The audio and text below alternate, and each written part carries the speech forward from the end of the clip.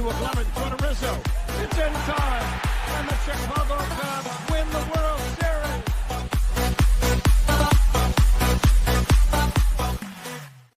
What up, what up, what up? Welcome to Shawn and Maya in the morning on this Hump Day edition. I'm your boy, the SuperBack, Shawn Sierra. Thanks for tuning in. If you're watching us on Facebook Live, well, then I guess you found us on Facebook. And if you're not following us on Facebook, what? Come on, go to Facebook, type in Sports Zone Chicago, click the like button. Now you're following Sports Zone Chicago. Simple. But wait, there's more. Go to the show's page. Go to Shawn and Maya in the morning. Like that page as well. So not only are you following Sports Zone Chicago, but you'll be following Shawn and Maya in the morning as well. If you're watching us on our YouTube channel, excellent. And if you're new to our YouTube channel, for real, come on, guys. Go to YouTube, type in Sports Zone Chicago, click the subscribe button, but also click the notification button. That's the little bell next to it. That'll let you know anytime a show Chicago's going live. Get it? Got it? Good. Now, if you're watching us on our mobile app, yay. Please don't tell me you didn't know we had a mobile app. Come on, baby. What's wrong with you? You got to keep up with the Joneses and them. Let's do it. Come on. Listen. So go to wherever you get your apps from. It doesn't matter where you get your app from. Just go there, all right? Go there. You type in Sports Zone Chicago. You download it. You take us with you on the go. So not only do you get Shawn and Maya in the morning 3 days a week, not only do you get our other live shows throughout the week, not only are the archive there like they are on Facebook and YouTube, but I'll tell you what, we give you a slew. And I mean a slew of articles thanks to my man Clarence Council III. Big up to Clarence for keeping you abreast of all articles Chicago sports related. Now, if you watch this on our Roku channel, I like that kind of party, baby. If you don't know, you better ask somebody. Sports Zone Chicago. We have our own Roku channel. So if you have a Roku television in the house, do us a favor. Download Sports Zone Chicago's channel to your television. Okay, put it there. Put us there next to the big boys: Netflix, Hulu, Prime, HBO Max, Apple, Disney Plus, Paramount Plus, Stars. Oh yeah, telling you, Raising Cane is getting good, baby. It's getting good. But I digress. Put us there so you can watch us on the big screen. Hell, run the big screen right, Mickey now. Now you can also tweet the show. You can do this at Sports Zone Shy, but CHI at Sports Zone Shy. Now, if you want to follow me, just me personally online. You want to know what I did? Let me tell you what I did. I made it nice and easy for you folks. Nice and easy. One handle for Facebook, Twitter, Instagram, Snapchat, and TikTok. All one handle at the Shawn Sierra. Man, we got a great show, but I need you to get interactive. So whatever platform you're watching us on, whether it's Facebook, YouTube, or a mobile app, I need you to leave a question or comment on that platform. It'll come up here in the thread. We'll put it up on the screen. We'll incorporate it into the show. And that, my peoples, is what makes this the best morning Chicago sports talk show around, and that's you. So bring them all, baby. Questions, comments, smart-ass remarks, because ain't nobody scared over here. Like The Rock said, baby, don't sing it. Just bring it. Let's check the chat. It is jumping already. That's what I'm talking about. Levette Lee checking in early with her nonsense. Go Cubs, go. Yeah, whatever, Levette Lee. Yeah, I like this one. Happy Hump Day, y'all. There, we can go that way. Cornelius Squalls with his craziness says, what up, sports owners? You got to love how the Scrubs snatched victory from the jaws of the feet. Go, stop with the Go Cubs and go already, you freak shows. All of you. Mr. Shorty's in the house. Top of the morning to you. One day left before our presents arrive. Yes. Grown Man Christmas is tomorrow. I am fired up. Michelle Walls in the Mickey Picky house says, happy Hump Day, peeps. Bear down. Yay. My man Armando Emeterio Lara Jr. is in the house. Junior. What's up, baby? How you doing, Papa? I appreciate you tuning in. Thank you so much. Thank you, baby. Like Eddie Murphy. Thank you very much. Hey, if anyone knows where that's from, where Eddie Murphy, where Eddie, and it's kind of a trick question. Eddie goes, thank you very much. If any of you know where that's at, I'll send you two stickers, 2 Sports Zone Chicago stickers to put on about your phone or something like that. Or I'll send you these 2 stickers. All right. If anyone knows where that's from, where Eddie Murphy's like, thank you very much. Thank you. Oh my God, that's classic.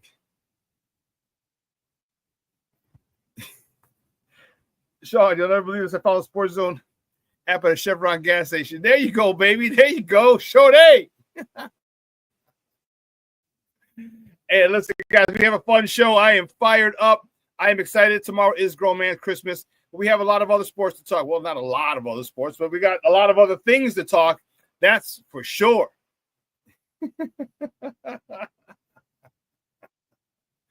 We have a lot of things to talk. We had some baseball yesterday. Man, oh man, oh man.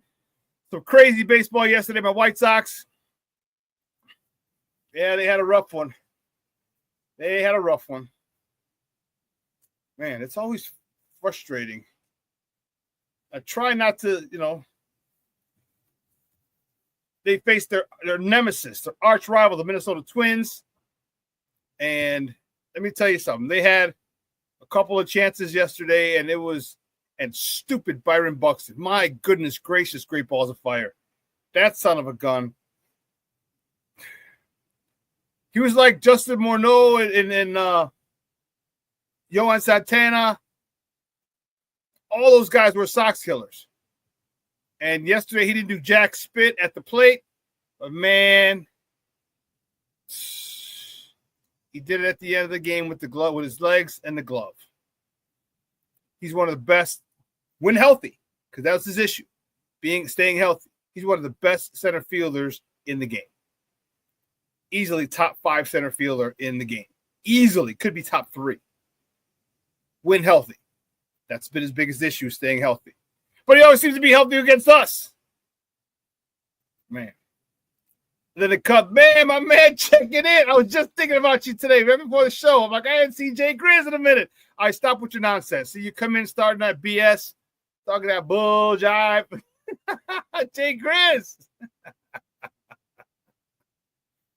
What's this? These gummies? This is what you got here? Gummies?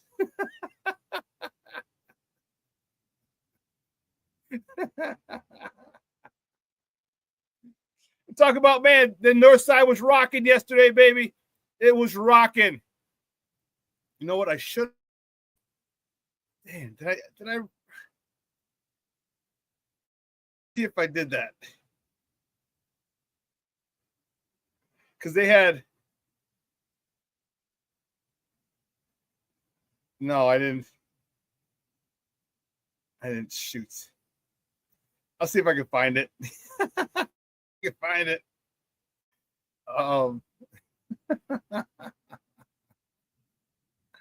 Man, it was fun. Cubs hosted the Dodgers for a really quick 2-game set yesterday and today at Wrigley. And man, oh man, oh man, what a game. Cubs were up early. The Dodgers came back late, took the lead. Cubs came back, tied it, got close in the 8th with King Tuck. Oh, my goodness gracious. Tied it in the 9th, won it in the 10th. What an exciting. I'll tell you what, that place, I'm surprised Wrigley Field is still standing. You know how old and curmudgeony that place is. Surprised it's still jumping of all the fans. I'm surprised it didn't knock the structure down.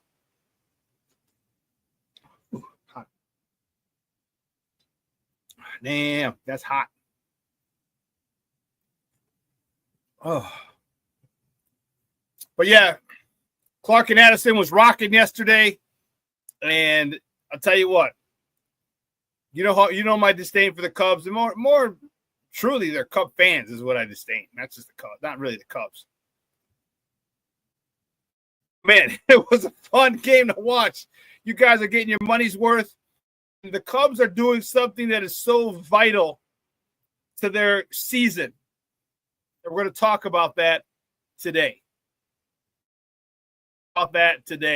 And what they're doing is really fortifying. They're fortifying themselves for later in the season and potentially a playoff run. Shorty, at least we know it's called Quigley Field or Krigley Field. That's I didn't realize it was Krigley Field. Okay, I don't know what that is. Sox Park name changes daily. No, it went from guaranteed rate to the rate because the rates aren't guaranteed. Just like us showing up and playing good baseball isn't guaranteed. So they just took the guaranteed out. Like, we can't guarantee good baseball, so we'll just call it the rate. At least we're not called Krigley Field.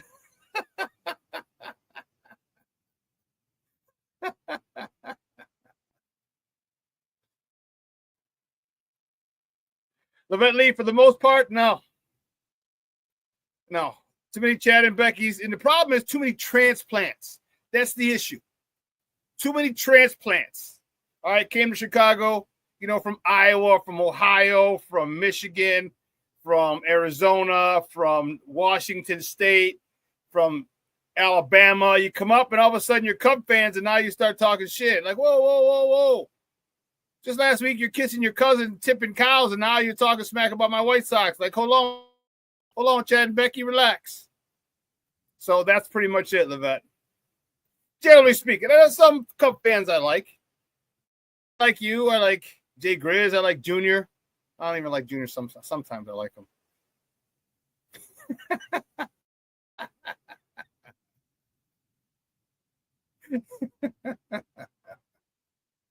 Oh, man. I'm messing with you, Ma. I'm messing with you. Oh, snap. The Planksters checking in. And happy Wednesday morning, Shawn. Sports Zone is bear down. Bear down, Plankster. That's what I'm talking about. Checking in. I love it.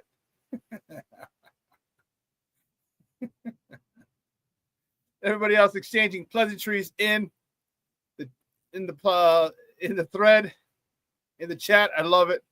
Love it. Love it.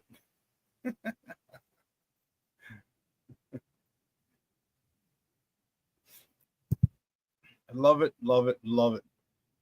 But I'm telling you what, I'm super excited, man. We've got a lot to talk, man. And you know what? My disdain for the Cubs and their fans, but it doesn't affect me from giving an honest, unbiased opinion about the team. I've never let my personal feelings about the Cubs and their fans get in the way of analyzing the Cubs and how they're playing. Cubs are hot right now. Cubs are hot. They're hot, and more importantly, they feel invincible right now. They have this aura, this attitude, this swag that doesn't matter how many runs they're behind or how late it is, how many outs they got left.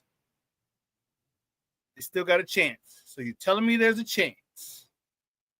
And that is a dangerous thing for their opponents. That is a very dangerous feeling when you play a team that until the final out is rung up, they feel they have a chance.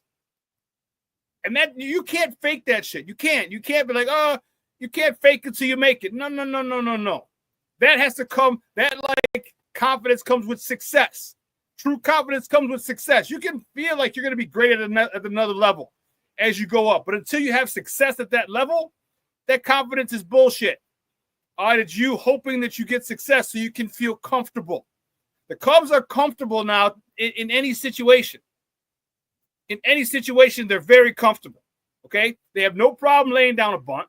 They have no problem moving runners over. They have no problem stealing bases. Hell, they lead the major leagues in stolen bases and runs scored. So don't get them on because they get them on, get them over, and get them in.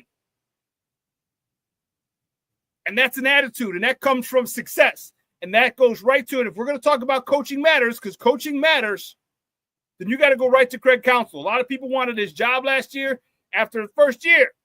Like, oh, this guy's a bum. Get rid of him. Why are you paying him all this money? Blah, blah, blah, blah, blah, blah. And guess what? This year, with a little more help, he leads the majors in stolen bases and runs scored. So you get these guys on, they're getting them over, they're getting them in. And it's a mentality. It's a mentality that they have that everyone believes. It's not a fad. It's not something that's short-lived.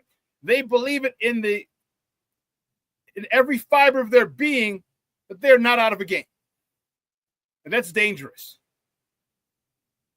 That's dangerous because as a closer coming in for another team, you understand that. I know the competition, but you also got to put some respect on that. You also got to understand, like, man, these guys don't quit. I got to bring my A game for these last 3 outs because these guys believe and these guys will show and tell. And here's the crazy thing. It's not always the big names. It's not always the big names. You know, Carson Kelly. Who the hell's Carson Kelly? He's been coming through big time. And sometimes it is the big names. Ian Happ last night. King Tuck, Justin Tucker. Not Justin Tucker, Kyle Tucker. Justin Tucker's a kicker. Justin Turner, he's having a rough start, but nonetheless. But then Miggy. All right, Miguel Amaya last night. Another key thing, another key hit, key home run. So there's a lot of, everybody's chipping in, and that's the great part about a winning team, is you got guys who are dying to be up in those situations because you want to contribute. They're dying like, man, I hope I get to bat with runners on, or at least in scoring position. I hope I get to matter. I hope my at-bat matters. I hope my at-bat comes up with runners on so I can contribute. And that's what it's like. Everyone wants to contribute down the Cubs. There's a fight at the bat rack. Everybody wants to contribute. That's the sign of a championship team. That's the sign of a team that believes in itself, believes in its manager, believes in the talent that it has, and is not giving up ever until that final out is rung up.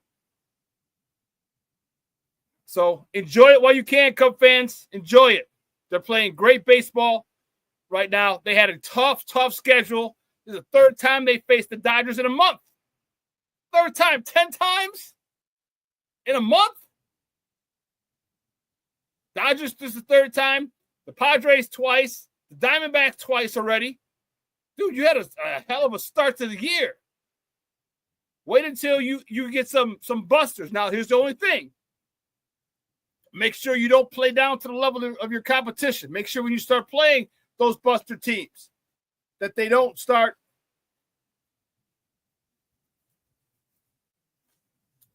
playing unfundamentally sound baseball. You start playing the Pittsburghs and the Colorados and the Arizonas and the Atlantas and the Washingtons. When you start to get those teams, they better keep on. The funny thing is that you have the Cubs, and here's where Craig Counsell is going to be so important. Do they maintain that level of intensity when they're playing the Washington Nationals and the Atlanta Braves and the Pittsburgh Pirates and the Colorado Rockies? Do they keep that type of intensity? Do they put them out of their misery early, or do they let them hang around? Okay, that mindset is what you're going to see. If they get on them early and often, then you know they're for real.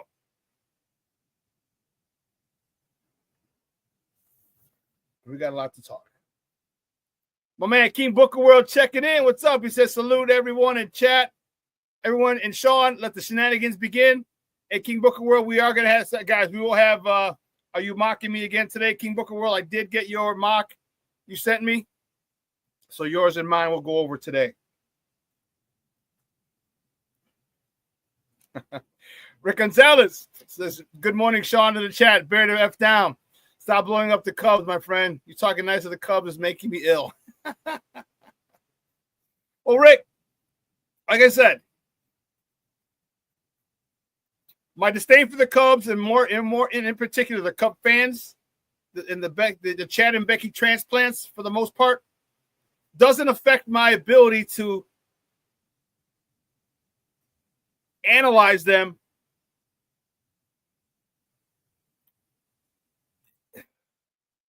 without bias. Okay? It doesn't affect my ability to analyze them.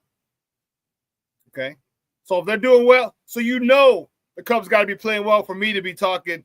If I'm saying if I'm singing their praises, you know they have to be playing well. And believe you me, Rick, every fiber of my being, it hurts. But I got to keep it up. I got to keep it a buck, man. I got to keep it a buck. All right? I got to keep it a buck.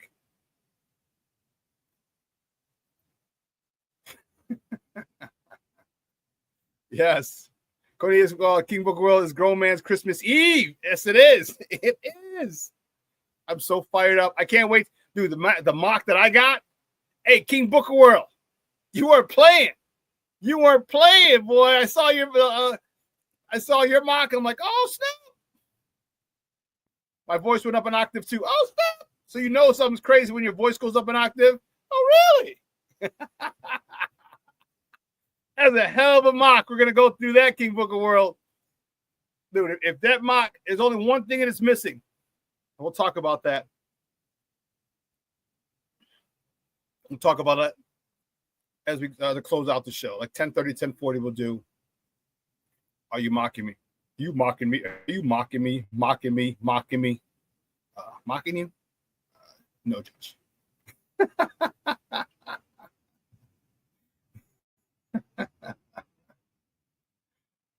Everyone else exchanging pleasantries in the chat. I'm telling you, I'm fired up. Fired up to talk sports with you guys today.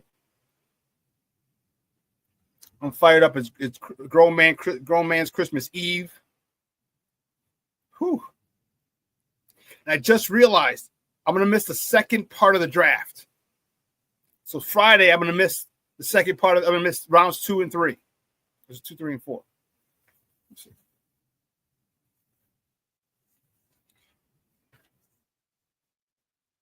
Two and 3 on Friday. I got tickets. I'm going to see Cat Williams at the United Center on Friday. So I'm going to miss. Man, I have my phone charged up.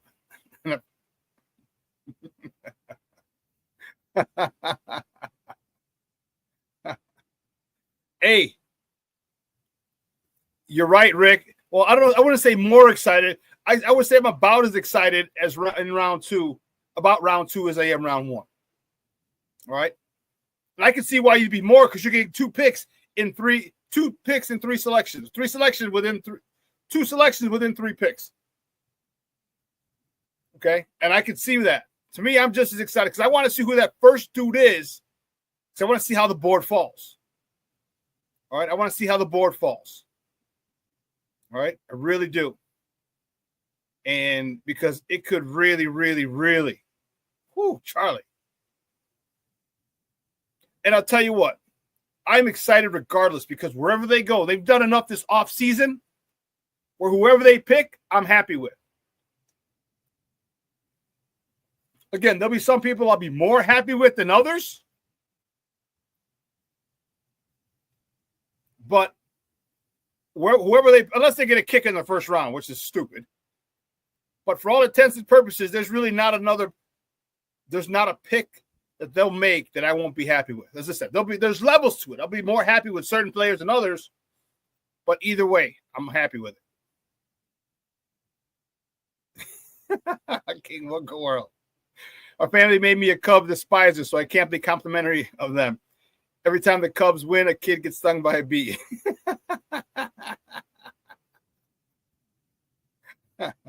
Cornelius, we'll be fine because we have 3 picks in the top 41. Yeah, not even top 50, top 41. Yes, I agree.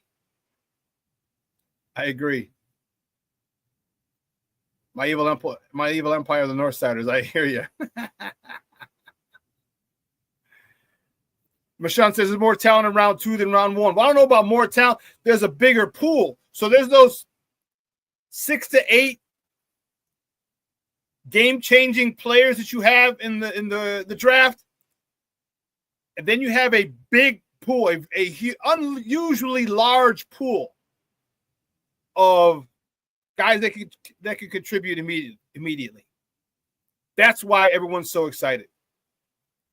There's some people you can get at 15 or 42. Same level, same quality of talent. There's some people you can get anywhere in there. Rick says, you ready for Jetsy, Shawn? Hey, if they get him again, I can form an argument. I can argue that side of the point of getting him. I can argue that. I personally don't want it at 10, but I can make a great argument for why they took him and why it's a good idea.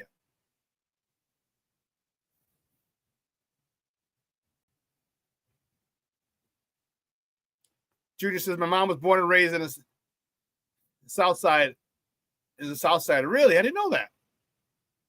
What parents did she grow up in? And everyone except her was a Sox fan. She said they were obnoxious, so she became a Cub fan. So she went to the more obnoxious fan base. Oh, okay.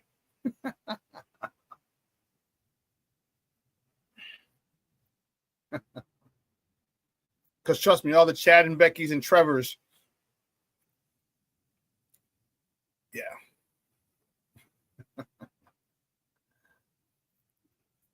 In all honesty, round 2 starts after the 10th pick.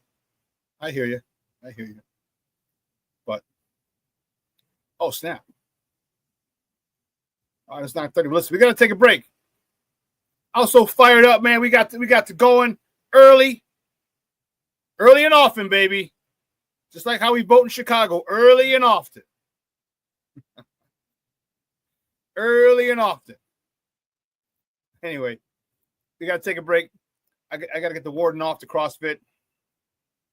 Then I'll come back and we will do top of the morning on the other side of the break. So don't go anywhere, folks.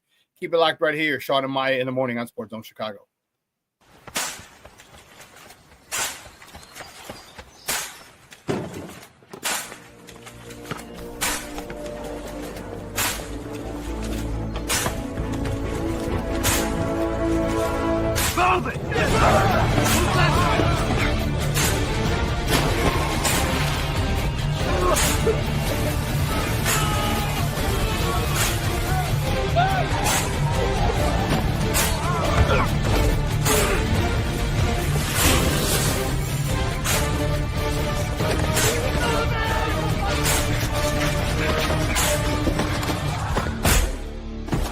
Many will hear the calling. Few will earn the title. United States Marine. The few, the proud, the Marines. Hey, it's your boy, the SuperBack, Shawn Sierra, and be sure to follow Sports Zone Chicago on all social media platforms, on Facebook, Instagram, and our Roku channel. You can find us at Sports Zone Chicago, and on Twitter, we are at Sports Zone Shy. Also, be sure to download our mobile app so you can take Sports Zone Chicago with you on the go.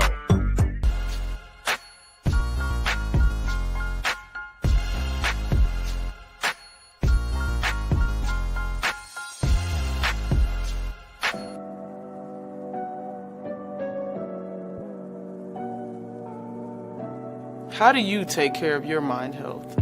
For my mental health, I meditate in the mornings. I have my dogs. They're the best. I just find ways that help me just relax. Finding things that make me happy, like being close to my family. I meditate a lot and read books. I have hobbies outside of the game. I'm able to switch off. I'm able to turn my brain off from the game of basketball. Your mind health matters. Your mind health matters.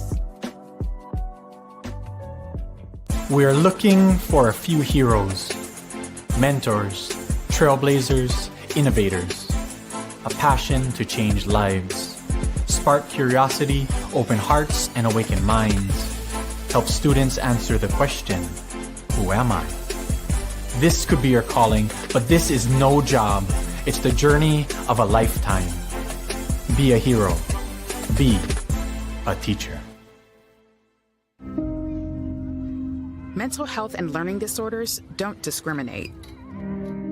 17 million children and adolescents in the United States live with disorders like anxiety, depression, ADHD, and dyslexia. Less than half get the help they need to thrive.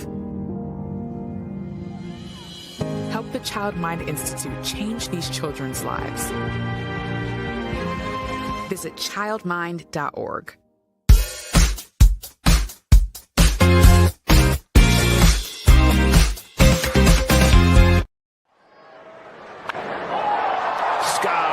To center field, the wind pushing it way out there. Edman to the wall, he can't get it. The game is tied. Swanson's got a triple. Here he comes to the 2-2. Tucker hits a high drive down the line. There it goes, a 2-run shot and a 1-run game. Cranks it, center field. Edman back at the wall. It's tied. 10-10. So Davis really going to have to earn it. Ground ball, base hit, right field. Vidal Brujan stumbles a bit as he rounds third, but he can fly, and this game is over. The Cubs tie it in the bottom of the ninth, down to their last out. And on the first pitch of the 10th, win it 11-10. Welcome back to Shawn and Maya in the morning on Sports Zone Chicago. Those comes courtesy of the Marquee Network. Those are your boys, you North Side Freak Shows. Those are your boys coming back with a classic. That game was an instant classic if you're a Cub fan. I mean, it doesn't even matter if you're a Cub fan. That was an instant classic. All right, you got your big gun up, Kyle Tucker. All right, launches one, almost hit the scoreboard, the billboard in right field. It landed right underneath it. All right, to bring him to within one. You couldn't hit a 3-run homer. There was only one guy on. So, and then you tie it with in the ninth. And first pitch of the 10th inning. Great, but let's talk about the top of the 10th.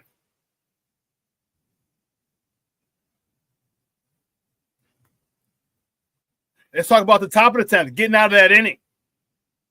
All right, because remember, in the 10th, in extra innings, you got a guy on second.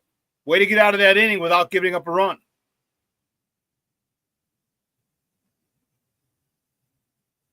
So,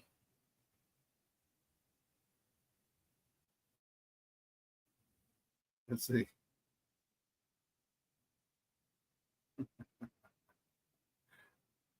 I love the conversations that are going on in the chat. But let's get it crack-a-lacking, baby. You guys, you know how we do the first segment of every show is called Top of the Morning. It won't come just when you want it.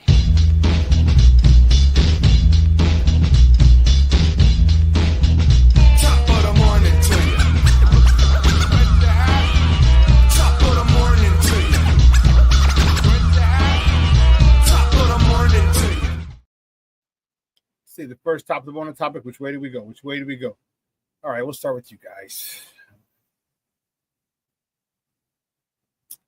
All right. You guys are complaining. Cubs. Man, the Cubs come back and walk off the Dodgers 11-10 in 10 innings. Showtime he got the start with no decision. He went 5 2/3, 6 hits, 2 earned runs, 2 base on balls, 6 punch outs. Ian Happ with the game winning hit. He was 4 for 5 with a double, his 5th. Driving in the game winner, his 13th RBI of the season. King Tuck, man, that guy keeps adding zeros to that blank check to whoever's gonna sign him this offseason. He was with a homer, his 7th. Driving in his 24th and 25th runs of the season. Miguel Amaya tied the game in the bottom of the 9th.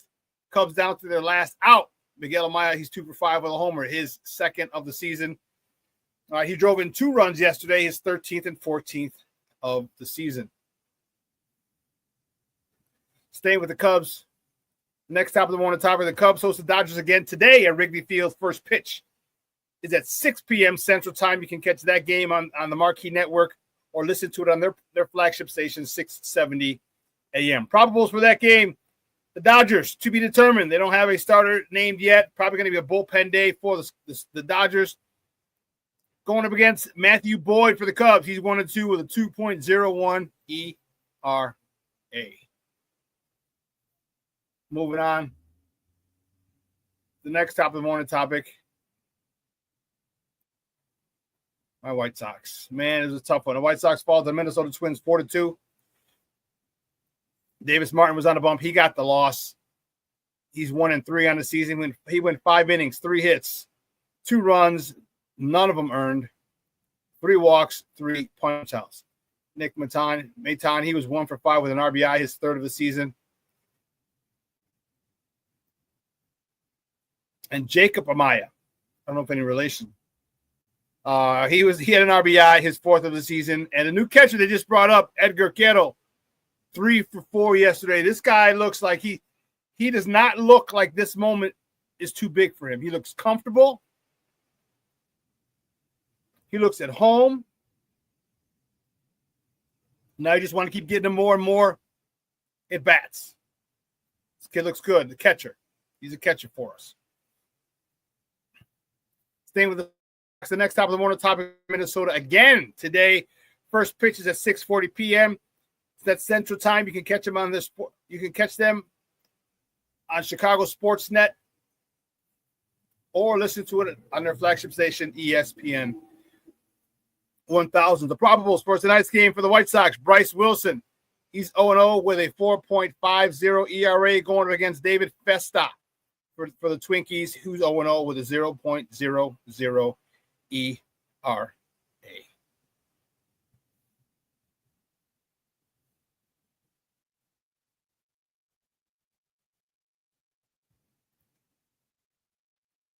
The next top of the morning topic, the Bears. Yeah, baby. The Bears prepared for the draft. And then yesterday, what is it?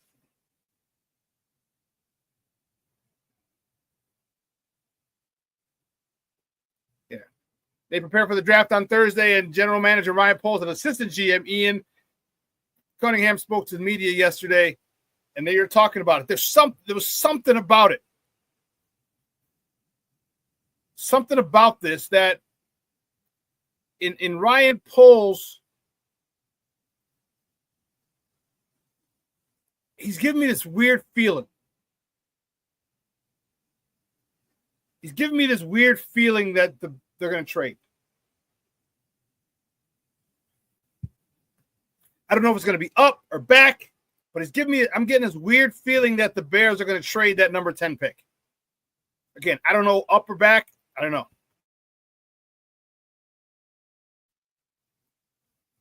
Just call it a vibe, a premonition that I have.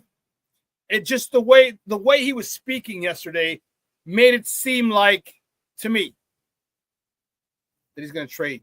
The trade's going to be involved in that number 10 pick. And again, it really all depends on how the board falls. It really does.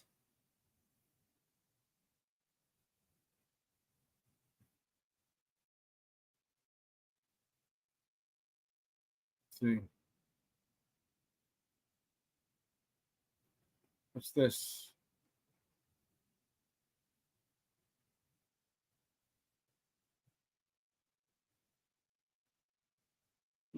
Just checking his comments.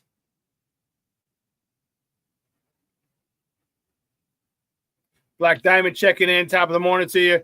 Go Cubs, boy. He comes in with his nonsense. All hail King Tuck. Hey, that dude's something else, boy. That dude is something else. Rick Gonzalez says, I got a feeling he's going to trade up.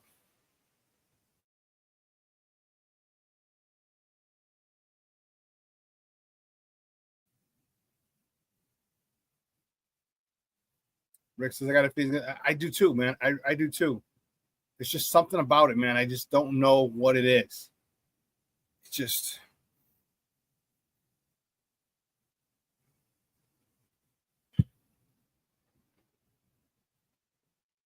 Then yesterday, staying with the Bears, next top of the morning topic. Linebacker TJ Edwards, veteran linebacker TJ Edwards, and rookie wide receiver Roma Dunze received the Brian Piccolo Award for courage, commitment to the community, and it's given out every year to two Bears players, one veteran and one rookie. See Coach Ben Johnson there in the middle of them, and it was a pretty cool thing that Ben Johnson actually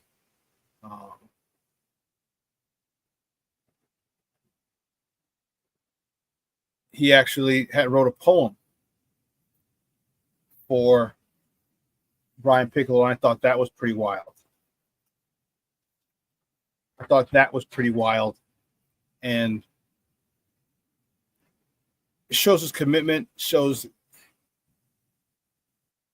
his dedication to and respect for this program, for this organization, and its former players. And here's the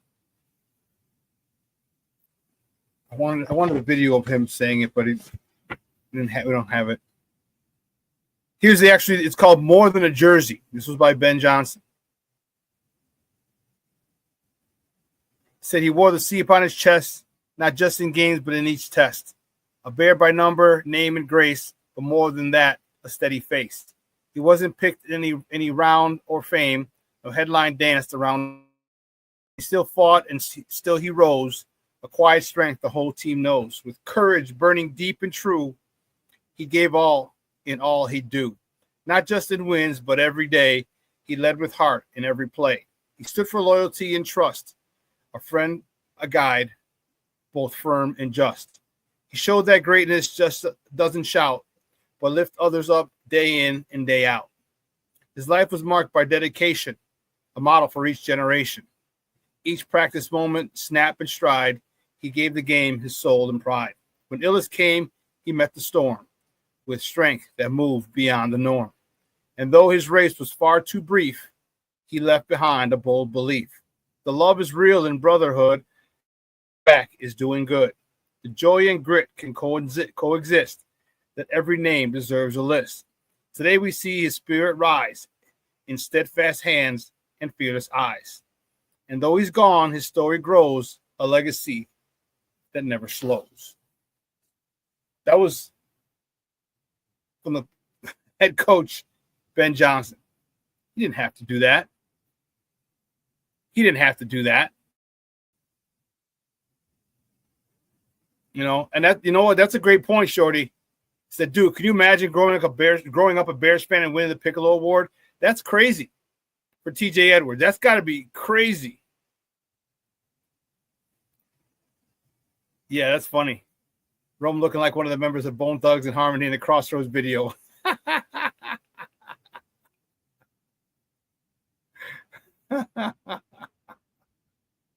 King Vocal World. Inside sources are telling me that the Bears are drafting somebody at 10 that will play for this team and be great. That's how a lot of these media. Yeah, I'm telling you. From my sources, the Bears have a draft pick tomorrow. You can book it. You can book it. The Bears have a draft pick in the first round tomorrow. This is what my sources are telling me. Like, really?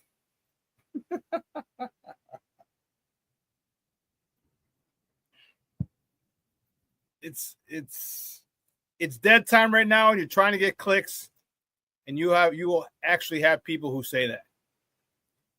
I'm telling you, tomorrow the Bears have a first round pick. This is what my sources are telling me. I talked to a lot of people in the league, and the majority of them are, just about all of them are saying the Bears are going to have a first round pick tomorrow. They're like, no shit, Sherlock. Thanks.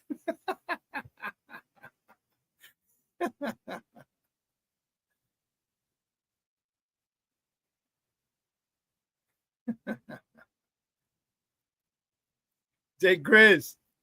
Ben Johnson throws a nice sinker pitch too. That was a nice opening pitch. It's not the real team to cheer for. He just had to go there because they're in town. Don't worry, he'll get to the south side, baby. Yes, he'll throw some heat on that. It'll be a Mr. Shorty says, is it actually possible that we finally got our head coach? Yeah. It's in the Chicago Sun-Times. So if you have a subscription, Shorty, you can find that poem because it's in the paper today. All right, it's in the paper. It's in the Chicago Sun-Times today. So if you have a subscription, you could probably pull it up or Google it, I would say. But that's a pretty cool.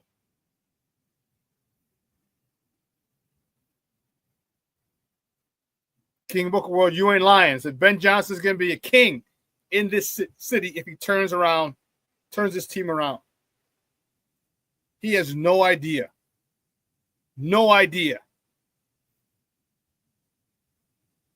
what his status, his superstar status will be if he wins a Super Bowl here.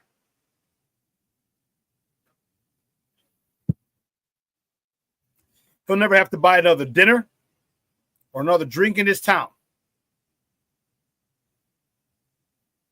You're stupid. King of the world. Ben Johnson, when he throws the first pitch at Sox Park, will be the best pitcher for the team.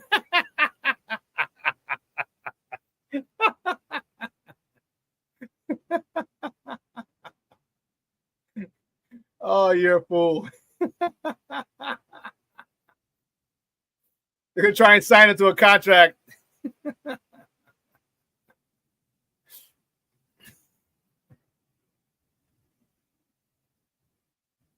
Shorty says, if Ben and Caleb win us more than one Super Bowl, forget about it. Yeah, that's, God forbid they win more than one, because he'll have the first flying car that'll take him to anywhere he wants to go. It'll be a gift. Tax write-off for the company, whoever it is. Like here, Ben, you can fly above traffic. Whenever you come into the city, you can just fly above traffic. You don't have to deal with coming down to Kennedy.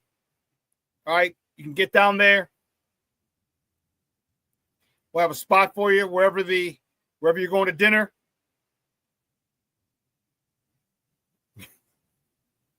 They'll have a spot for you to land your flying car.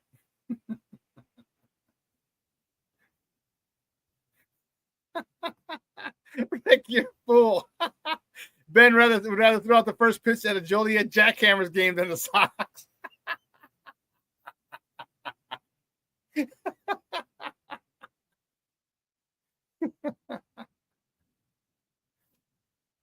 You're killing me, Booker World. If Ben Johnson leads his team to a Super Bowl, the damn vice lords are going to be his personal security.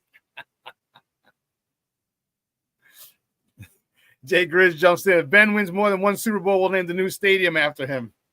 I don't know about that. There's a lot of money that's going to be going to those naming rights. There's a lot of money going to be going into the naming rights for that stadium.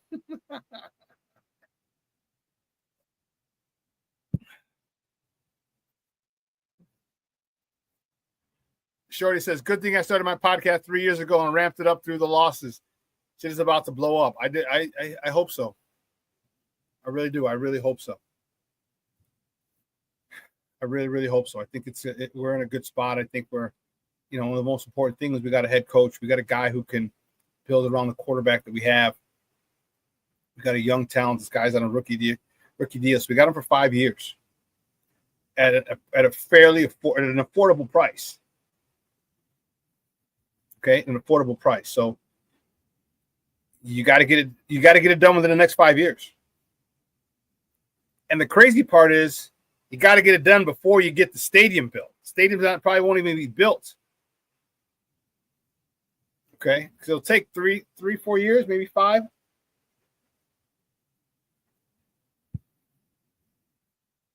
Because you got to get shovels in the dirt, and you got to excavate it. All right. Then you got to go in. You got to lay all the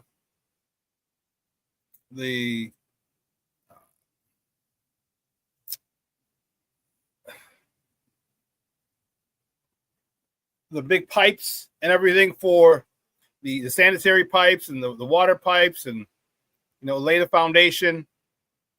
You got to dig down into the it's going to take a while. It's going to take a while. King Booker World, I don't know who's going to be more of an asshole, me or you. So I'm telling you now, when they get good, I'm going to be insufferable. I'm going in on all North teams. Dude, I'm telling you, I'm going to be worse than Patriots fans were. The Patriot fans were unfreaking believable. And they had every right to be. They went to 10 Super Bowls in a 20-year span. That's every other year they went to a Super Bowl. They averaged every Super Bowl every 2 years. They averaged. Won 6, lost 4. Should have been 8-2. If it wasn't for 2 catches. They were, man, I went to school in Massachusetts. So all my friends, to them, the floor every season was the AFC Championship game. That's the floor. You better get to the AFC Championship game. Got to get there, otherwise it was a failure of a season. You got there and lost? Okay, it was a good season. You got there and won? Oh, we're used to this. New England fans were unfreaking believable. The most obnoxious, condescending pricks. And I'll tell you what, you think they were bad. I'm telling you, I'm going in. I hear you, King Booker World. I will be obnoxious as all get out. Yes.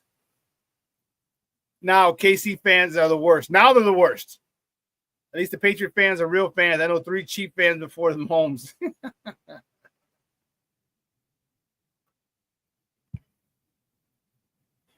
I'll tell you what, man. Yeah, KC fans they're horrible. Yeah. They came out of the woodworks 5-7 years ago. It's like, come on, man. Stop your nonsense. Stop your nonsense.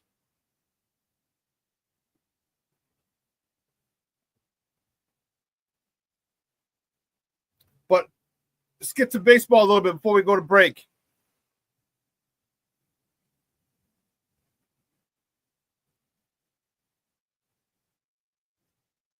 I started off with the Cubs. I'm gonna finish up a little bit and then head to my good guys. All right, great game yesterday by the Cubs. I told you I was going to mention it. Here's what they're doing. They're winning games. They're coming back from deficits late in games. And what they're doing is they are bulletproofing themselves for the season, for down the stretch, and for the playoffs. Okay? That's a dangerous thing when you have teams that believe like the Cubs are believing in themselves right now. Closers know. And you can be the baddest closer on the planet. When you know the team you're about to face has a litany of comebacks throughout the season,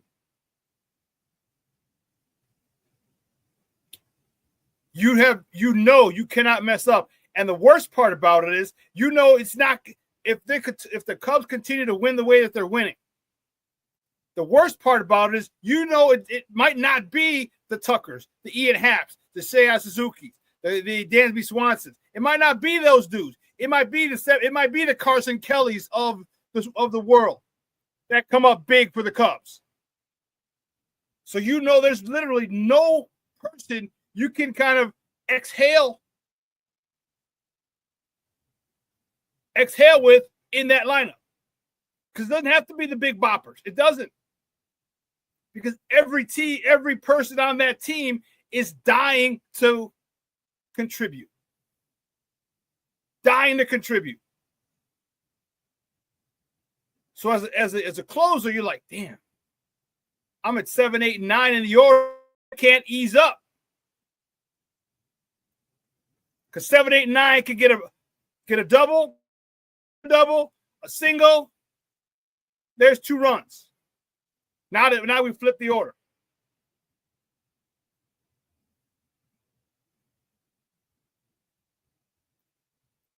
The success that this team has really done a number on the remainder, the non-starters of this.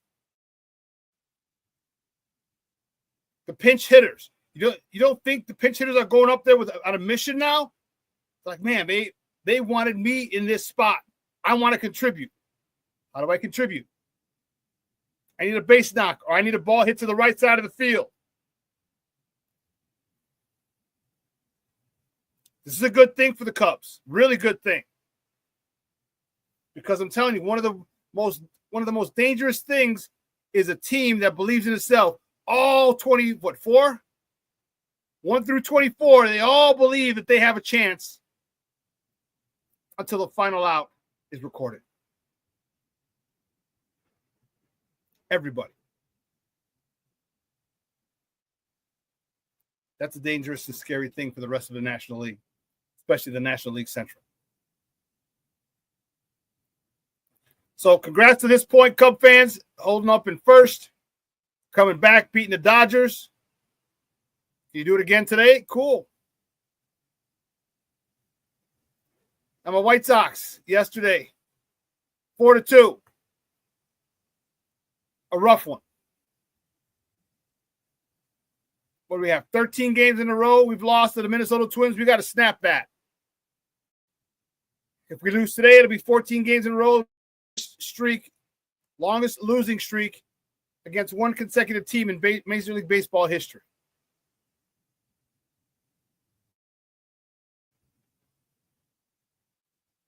And Byron Buxton, that son of a biscuit. Sox did a phenomenal job, and I'm telling you, I'm liking this team. The way that they're fighting,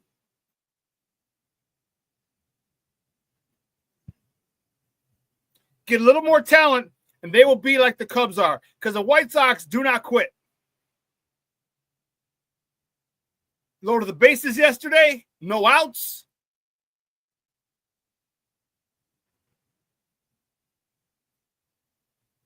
Slow grounder to the first base to the second baseman. Run scores. Guys goes from second to third. They throw him out.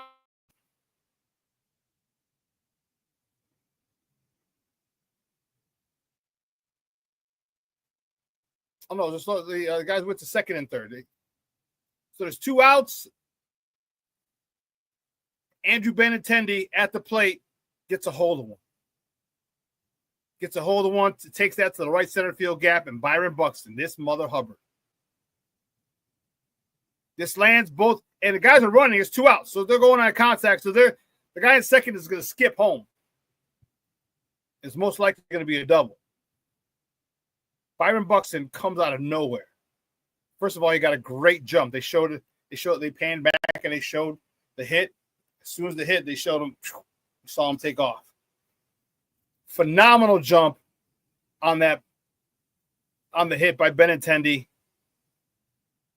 Gets close to the warning track, jumps like Superman, catches it, and lands to end the game. I killed this. He's been a Sox killer for as long as he's been in Minnesota.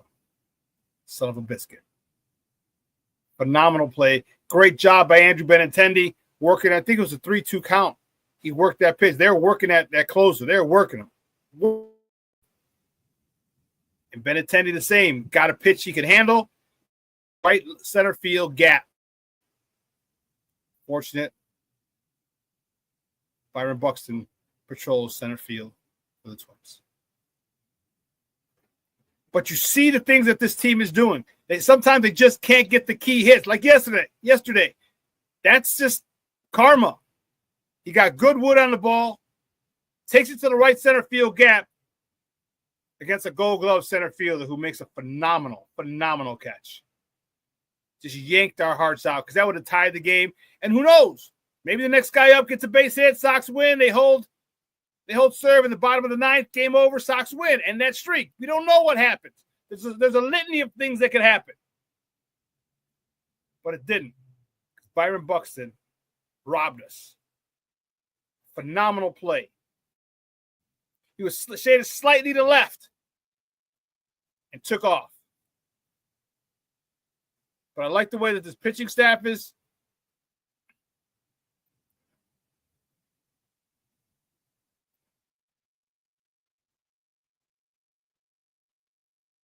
I'm at Junior. Oh, your mom was from Bridgeport. I didn't know that, Junior. I've known you almost 30 years and I didn't know your mom was from Bridgeport. Shut the front door. I had no idea she was from Bridgeport. Rick's like, we lost. We suck. Move on.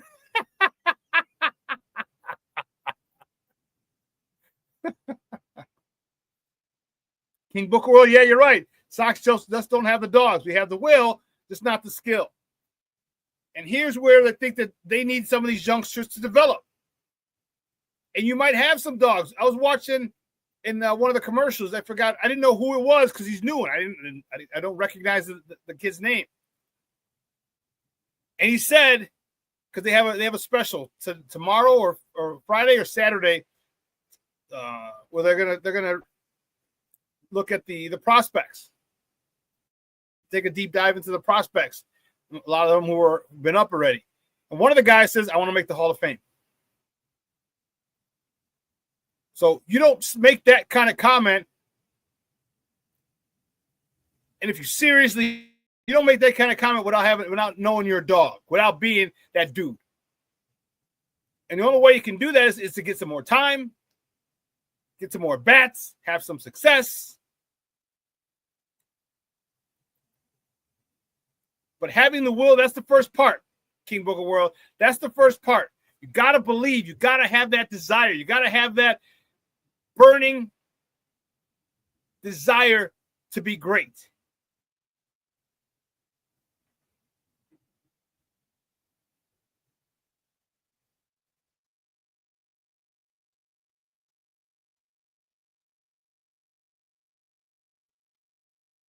Shawn just learned 2 things about one of his best friends today. Today's a good day. In my Ice Cube voice. Yes. Junior, your mom's from the South Side, and she's from Bridgeport. But Shawn, I agree. Old man Reinsdorf is still the issue. I agree with you. But sometimes you can get somebody in the middle. Like the Bears. Okay? But if he's hired by Reinsdorf, I agree. And maybe you can strike lightning in a bottle. I don't know. King Booker World says Mamba mentality exists in every sport. Yeah, it does. Hell, it exists in life. Not just sports. In life, it exists. And you got to be that dog. You got to be relentless. And that's the one word I love using is relentless. Relentless in your pursuit of greatness. Relentless in pursuit of your goals. Relentless. Like Kobe. Kobe was like, man, I'm not going to the club. Oh, man, come hang out with the club with us. Oh, I bet. I'm going to hang out with the club with you, but then you're going to come with me to work out of the gym. 5 o'clock in the morning. They go out, come in at 2. Kobe's up, banging on the hotel doors. Let's go. It's almost 5 o'clock. We got to get to the gym. Relentless. He talked about it. This is what I hope and I want to see, and it rings true to me, and it means it hits me a different way because that's how I was. My senior year in high school, when nobody looked at me, when I was a backup, I got no play as a junior, none. They didn't even put me in blowouts. They had a senior ahead of me who never played, so he went first, and we were getting blown out. We weren't getting blown out my junior year. We were blowing teams out at Rita. Bobby Rush was the guy in front of me, a senior. He went in before me. And that relentless mentality, I swear to God, I was the last person in the weight room every single day. Every single day. Running the hills at Marquette Park, pushing my mom's car around every Saturday morning. If you know Marquette Park, you know they got the inner drive. I'd go from Kedzie, like 71st and Kedzie, all the way back into the park, close to the 67th and Kedzie. I pushed that freaking car. She had it in neutral, and I pushed that motherfucker every Saturday because I wanted to be great. And I feel, and it frustrates me when you get athletes who don't. I can't even say go above and beyond. Because there is no above and beyond when you want to be great. There's no such thing as above and beyond. There's no such thing as that when you want to be great. I'll find out who that was. Next time I watch the game, I'll figure out who that player was who said he wants to be the Hall of Famer. If you want to be a Hall of Famer, then there's no such thing as above and beyond the Call of Duty. Everything is in play. That's the mentality you have to have. And if you got one of those guys, because a lot of these guys have come up through the system together, maybe it goes off, it rubs off on some of them. Maybe they become relentless in their pursuit of greatness. Maybe they don't attain to be a Hall of Famer. If they don't, maybe they just become great players. Maybe they become perennial all-stars. Maybe they become perennial gold glovers. Maybe they become batting champions. Who knows? But all it takes is one person in a team to have that mentality that there's no such thing as above and beyond when I want to be great. That's the same thing in life. There's no such thing as above and beyond what I'm going to do for my family. No such thing. Everything's in play.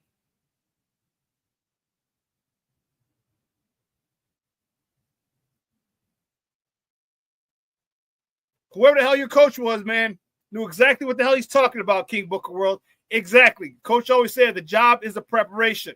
You must fall in love with the process. The process. And if these guys can fall in love with the process on the South Side, man, they're going to be good. And give me that one guy who just desires to be the best. I don't care if he wants to be the best second baseman, second shortstop, the best second baseman, best shortstop, best left fielder, best right fielder, best catcher. I don't care. Just want to be the best and do everything every day to get to that goal. And you're going to pull a lot of people along with you. Yeah, me and Junior, I'm telling you, when I got back from New York, I was staying out in Tinley Park. I was teaching. I was driving in. I was still playing ball. Junior and I were still playing ball. I used to get up at like 3 o'clock in the morning. From Tinley Park, I drove all the way up to, was it Elston and Lawrence? Is that what it was, Junior? So from Tinley Park to Elston and Lawrence, 57th to the Ryan, down to the Hubbard Street, the Hubbard's Cave, the Jane Byrne Interchange, all the way up to Lawrence to go work out with Junior. Be there by 4 o'clock in the morning. 4:30, we'd be there. Only people who were there were me, Junior, and the strippers from the Gentleman's Club around the corner.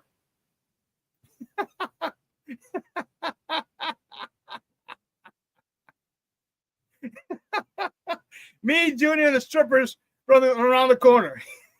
That was it. They just got off work. They go get a workout in.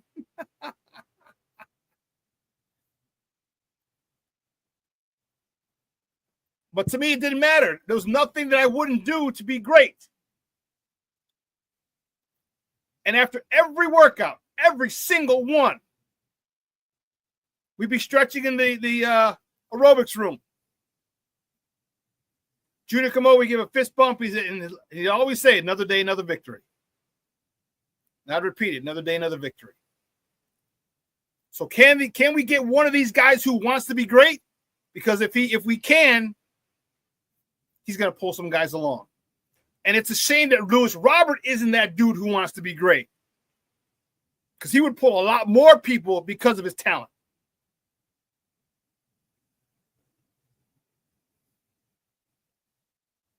Shorty, you in a T formation, bro.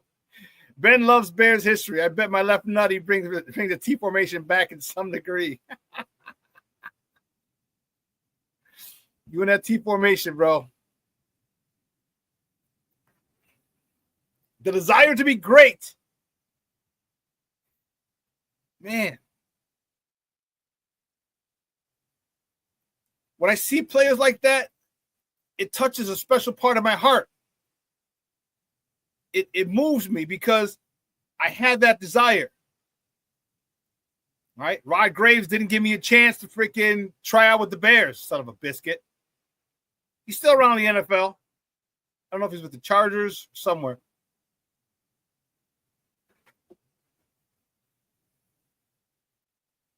So I took it to another level. And that was with the semi-pro, with the Chargers and then the Thunder. And it worked out. But anyway, let's take a quick break. And we're going to talk some Bears. All right, King Booker World, about 10:40, we're going to get our mock drafts in. We're going to have a lot of Bears talk to close out the last 45 minutes. We're going to have some Bears talk, a lot of it.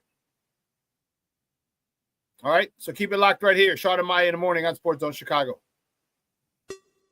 Hey, it's your boy, the SuperBack, Shawn Sierra, and be sure to follow Sports Zone Chicago on all social media platforms, on Facebook, Instagram, and our Roku channel. You can find us at Sports Zone Chicago, and on Twitter, we are at Sports Zone Shy. Also, be sure to download our mobile app so you can take Sports Zone Chicago with you on the go. Time out. How are you feeling right now? Happy? Excited? Angry? Overwhelmed? One of the best things you can do for your mind health is to name what you're feeling. It can sharpen your awareness and help you talk about your feelings with someone you trust. Here are 3 questions to ask yourself. Where are your thoughts right now? In the past, the present, the future? Do you notice any sensations in your body? Is your heart beating fast? Is there a flutter in your stomach?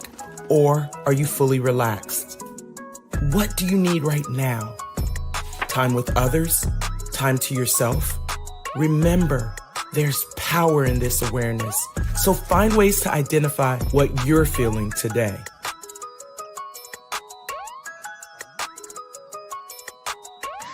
Hi, guys. Hey. Hi, Megan. Hey, Jessica. Megan, you're a tramp. Ryan Fitch told me you guys made out. Everybody knows. He said your breath smells like garbage. And he almost puked. He says you're the most desperate girl he knows, besides your mom. How many boyfriends does she have anyway? Lots? Your makeup makes you look like a clown. That zit is huge, zit face. Ugly.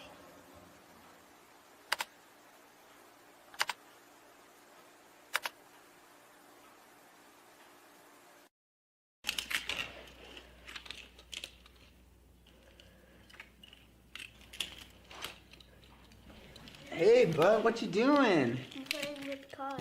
Cars? Can you show me what a car does? Whoa, whoa, whoa, whoa, whoa. Hold on a second. First of all, this is a school zone. So you need to put down your cell phone, stop texting, and let's get to driving. Now you're coming up to a stop sign, right? You need to slow down and stop before you hit that Y line. I want you to look left, right, left. You don't want to get hit by a car going on your left and to your right to make sure you don't get sideswiped by a guy coming from your right. You're coming, and you see a crosswalk. You better slow your horses down because the #1 rule of driving is always yield to pedestrians. Now stop, pull over, and you are done driving. Gosh, what do they teach you kids in school nowadays?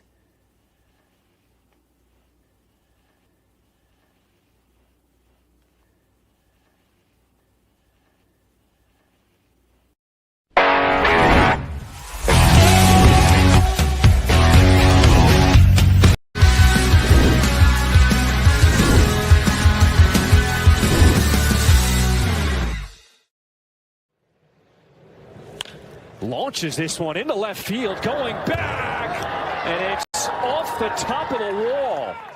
Bader will get it into second, and Luis Robert Jr. just missed a home run here in the first. See what we can do here, this 1-2 pitch. Drives it in the air to deep right field. Warnick will make the grab, as the run will score from third, and Baldwin advancing to third. Back up the middle. Sosa, step on the bag, throw to first, and a double play is turned. 2 to Dahlbeck. Hits this one hard, and just inside the line, a fair ball. Caro, he will stop at third as Dahlbeck. On the ground to Sosa at second, goes to second, over to first, double play. Welcome back to Shawn and Maya in the morning on Sports Zone Chicago. Those clips courtesy of CHSN. Chicago Sports Network. Those are the good guys from the South Side with a tough loss yesterday at the hands of their arch rivals, their nemesis, the Minnesota Twins.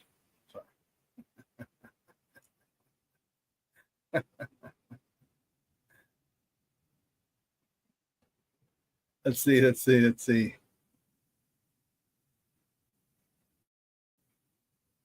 Michelle says Lou Bob has the ability to mind. He don't have the mindset. He has the ability. Luis Robert is a 5-tool player. 5-tool player.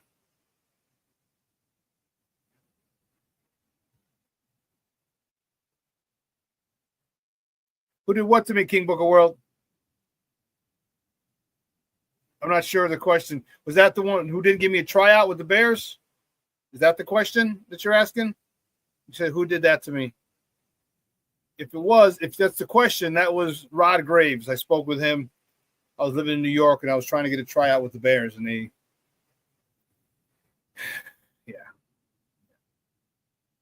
But anyway, don't get me started. Don't get me started. I'm going to start twitching. I'm going to start twitching.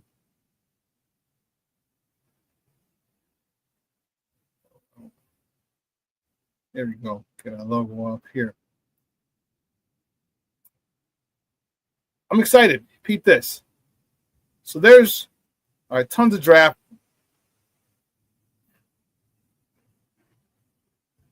Here's what Greg Gabriel said. This from yesterday. Remember I told you with the one team I was really worried about taking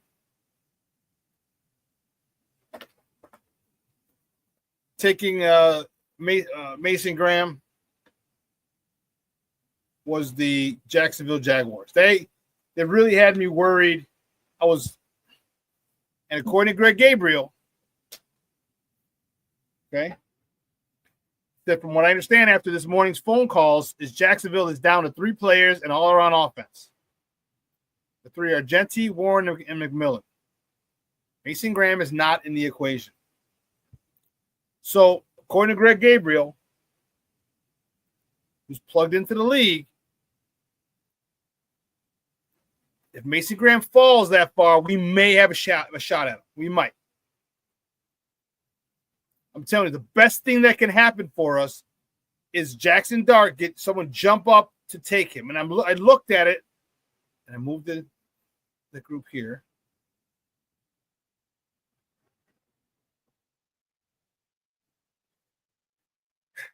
Tennessee, they're not trading that number 1 pick. So you know they're going after Cam Ward. Cleveland. Here's where it gets crazy. They take Abdul Carter. A lot more people say that they're leaning toward Travis Hunter.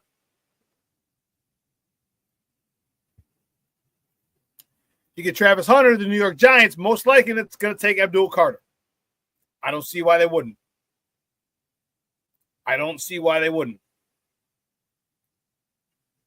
New England, they'll probably take Will Campbell, protect Drake May. Jacksonville. All right, you just saw what Greg Gabriel said. Jancy, Warren, or McMillan. Does Jacksonville take Ashton Genty? You know, they got a new play calling coach. You want to pair him with Trevor Etienne? Have a 1-2 punch down there, or do you go with Tyler Warren? That's Jacksonville. The number 6. If they go with Tyler Warren, Vegas probably takes Ashton Genty. So I got 7, 8, and 9. The Jets. What do the Jets want? Do they want a left tackle?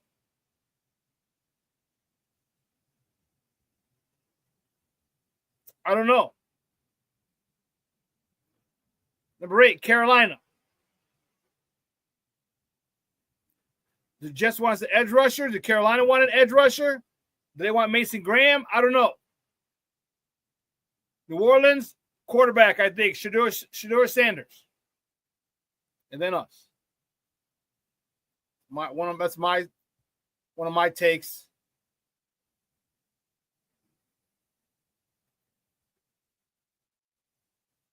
Again, the Jets in Carolina might not let Mason Graham get past them. Might not.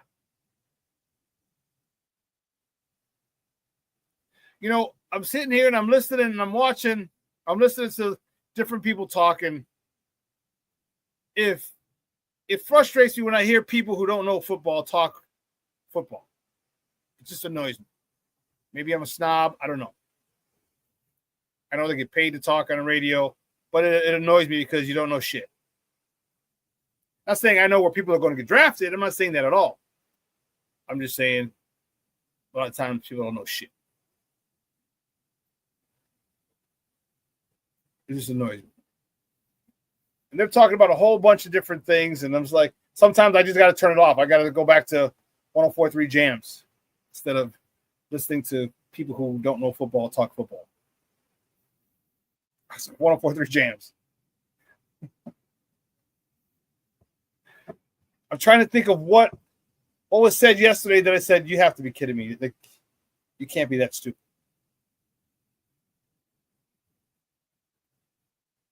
Can't remember who it was or what the topic was.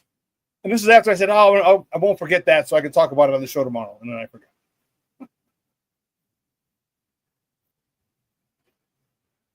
Oh, they're still talking about Will Campbell's arm length. Like, have we not gone over that ad nauseum? Have we not? You know,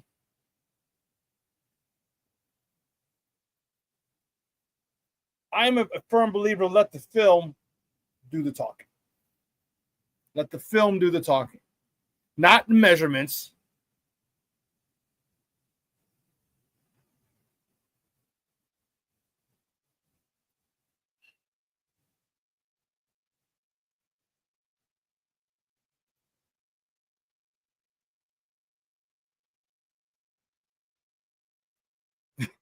King Book World. The Giants do something stupid and draft a wide receiver.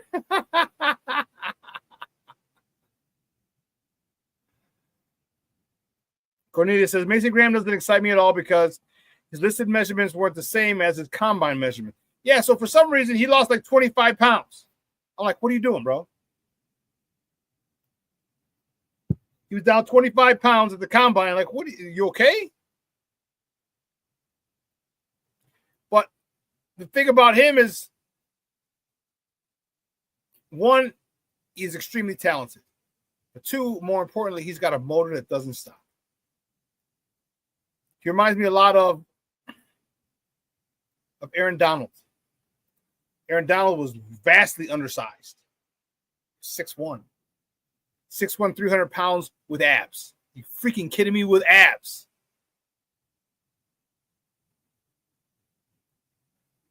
And they took him right before us. Remember in 2014? He took him right before the Bears. I was fired up to get Aaron Donald, and they took him. The Rams did right before us. I was cursing.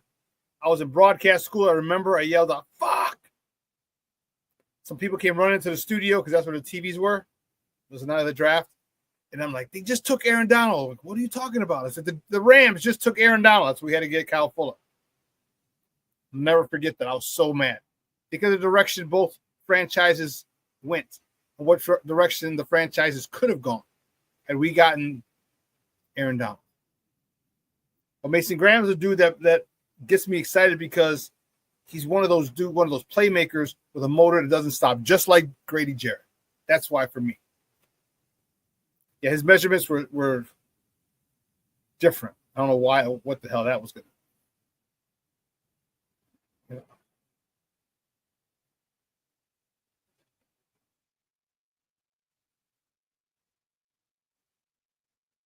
Yeah, if he falls, Cornelius, if he falls to you, draft a half down. Yeah, Mason is something special.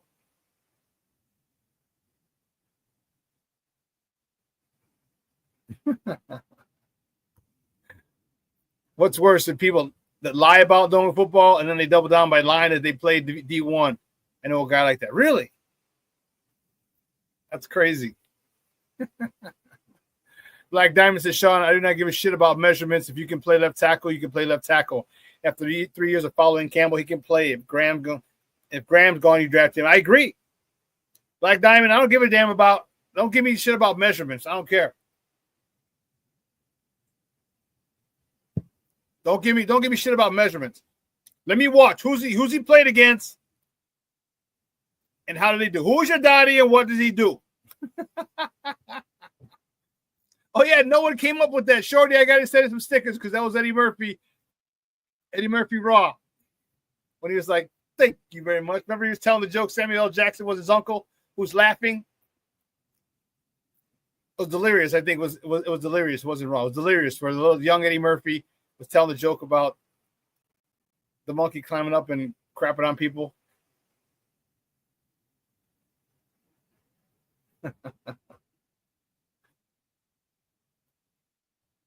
You know, give me the film. Let me watch the film.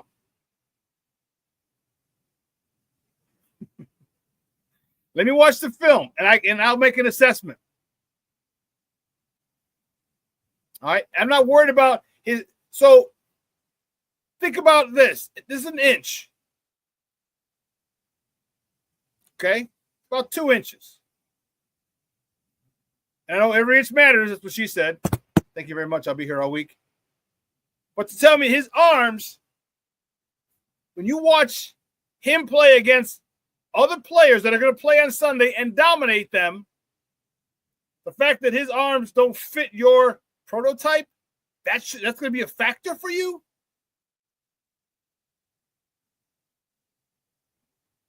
That's going to be a factor for you?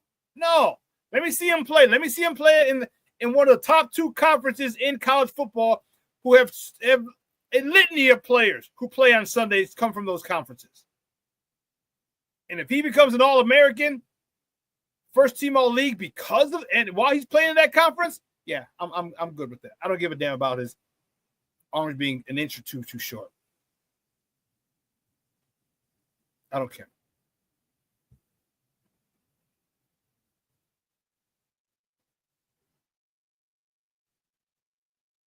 Yeah, to be real, I don't even think Aaron Donald was 6'1". No, I think it was six and change. He was 6+.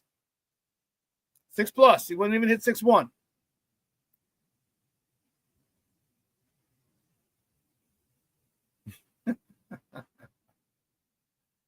I won't name names, but you and I know the same guy.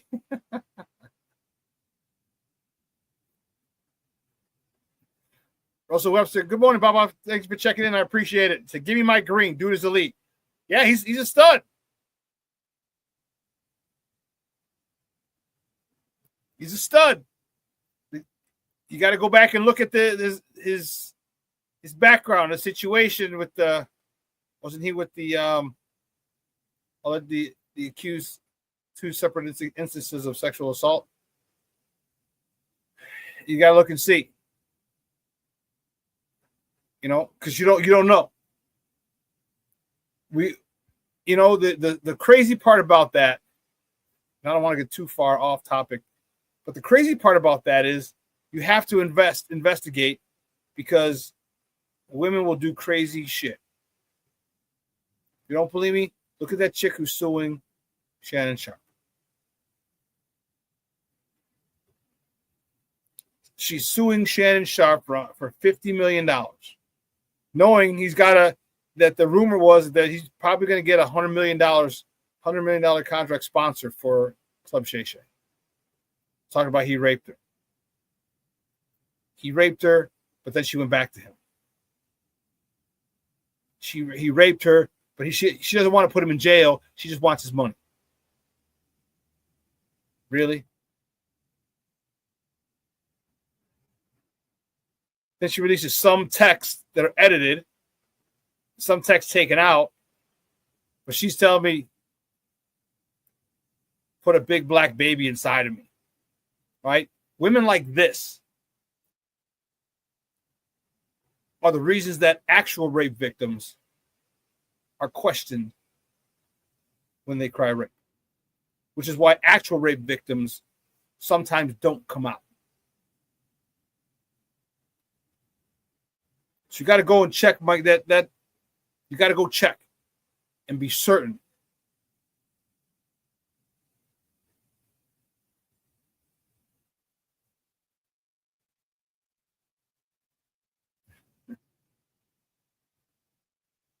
Because we could have talked about Shay Shay,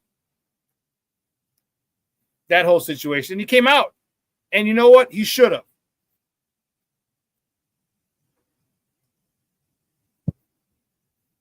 He should have come out. He should have said it's a lie. He released some of the texts where she's telling him she wants him to do all this stuff to her.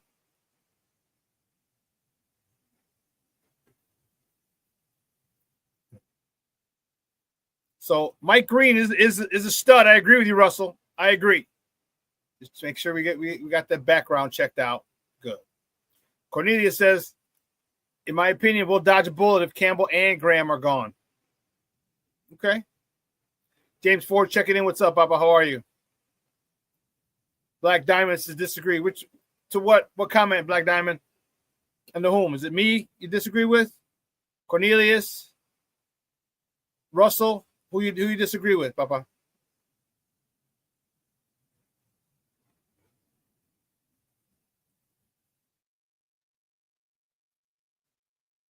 Yeah, these guys to be smart who they sleep with. Well, that's the problem. You got to remember, there's a situation. Sometimes you get guys who didn't get girls in high school, okay? Maybe not even in the beginning of college until they became stars and superstars, and all of a sudden they're cute. Like Biggie said, black, ugly, however, stay coochie down to the socks. You become a star in college, and all of a sudden girls start throwing themselves at you. You go to the next level, women start throwing themselves at you because they know you're a multimillionaire. And it's tough for guys who didn't get a lot of girls for them to say no. When a girl that you could be a centerfold is throwing herself at you, it's tough. Then you got the guys who did get girls, and they continue to get girls, and no big deal. But you're right; they have to be smarter. They have to understand it's a game that's being played.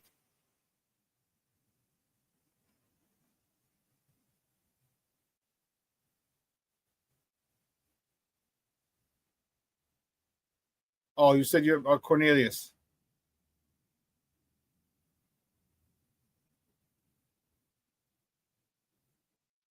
Oh, okay. About Graham and Campbell. Yeah, Cornelius, you and I are on opposite sides of the fence on that one. Yeah. Cornelius says Green at 10, Judkins at 39, and Savanier at 41. I can see that. Although I would take I wouldn't take Green at 10.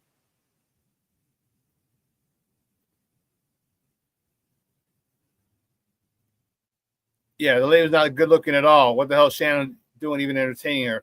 Well, because she hangs in those circles. And if you see some of the things that she's saying, you just know you're about to tear it up. You have to get crunk with it.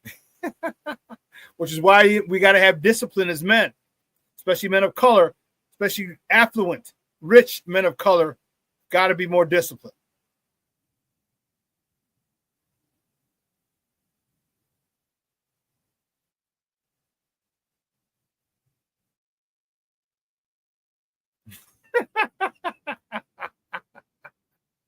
Might as well have said, put a Jamal in me.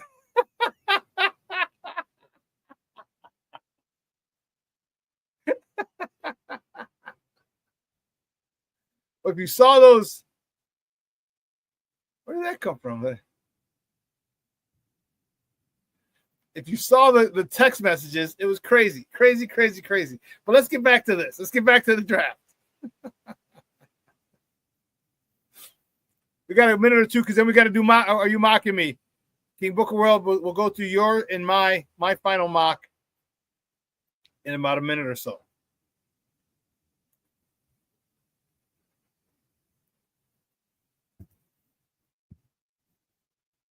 All right. Unless it's Adam Schefter or Ian Rappaport, when they say something, I believe them. All right, these are guys who are plugged into every NFL team. You got GMs on speed dial, texting back and forth. Someone else, and then fake accounts. Yesterday, someone said,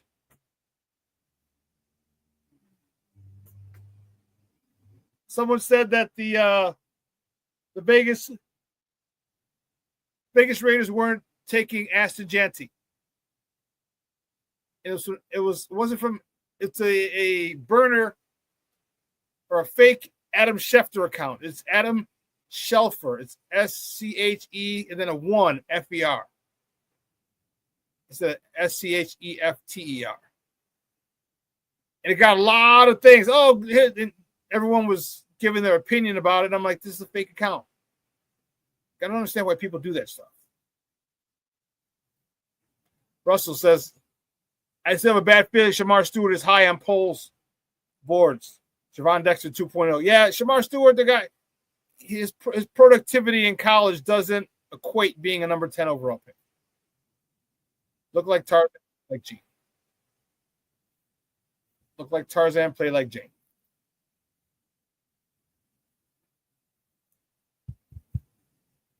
So yeah, I don't think he's on the Bears roster. But it's time. My final mock. We also got a mock from King Book of World 2.0. All right. I'm going to close out the show with Are You Mocking? It's like I don't care about nothing, man. Roll another blunt. Yeah. Mr. Gambini, are you mocking me with that outfit? Mocking you? No, I'm not mocking you. You on drugs?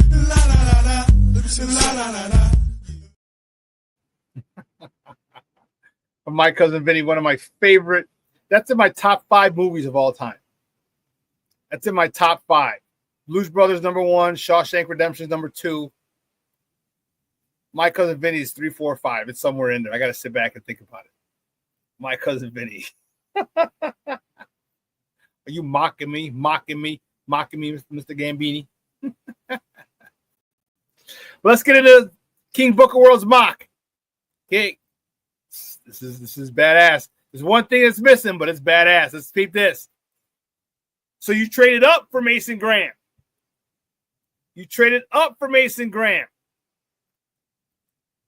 Okay, good. Then you waited for 39 and 41. 39, you got Travion Henderson. I like it a lot. The running back, one of the running backs in this draft that are extremely, extremely enticing.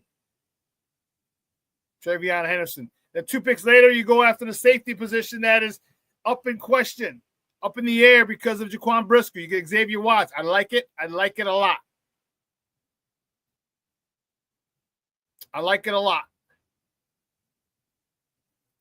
Then you wait, you go get Isaiah Bond, the speedster from Texas. Okay, I'm good with that.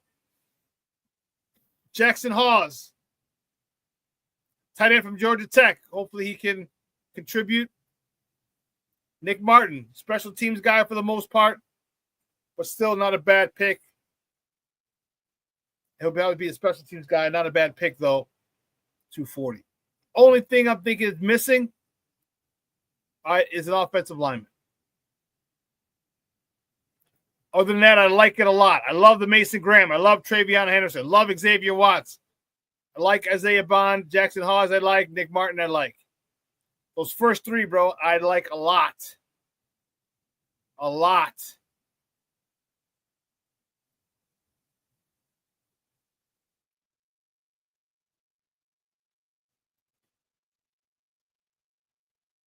Mr. Shirley says, ooh, a trade up. And Shorty says, Travion Henderson is also a want of mine. Cornelius Squalls, solid mock, but I take Judkins and Jalen Conyers over Henderson and Hawes. Well, I'll tell you what, Jalen Conyers will be gone. So where would you take him? He'd be gone by 233. Because I tried to, well, you'll see mine in a second. Where would you take Jalen Conyers? You take him instead of Isaiah Bond, Cornelius, at 148? Will he still be there at 148? Possibly. Because I'm not taking Jalen Conyers at 439 or 41.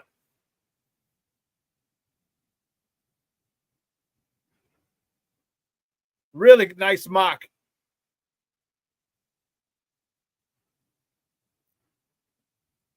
Oh, Cornelius says, yeah, so you take him instead of Isaiah Bond. Okay, he said at 148. So you take Jalen Conyers. I could see that. I'm cool with that. Yeah. I am more than cool with that.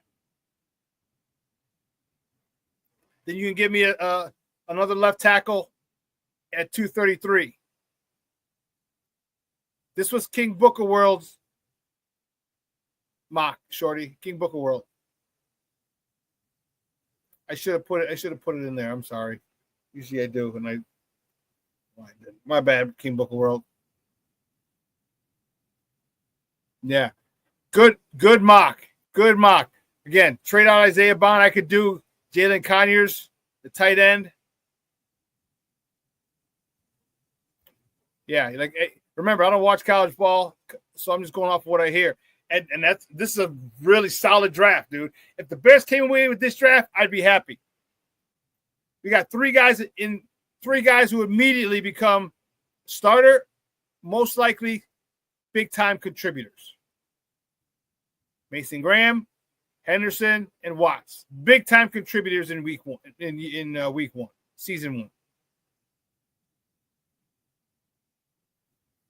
Mr. Shorty says, you and I are same with that, Booker. He doesn't watch college football is what he's saying. So here's my final mock. From a guy who didn't do them since they've come out. Last year was the first year I ever did a mock. I had like these freaking things now.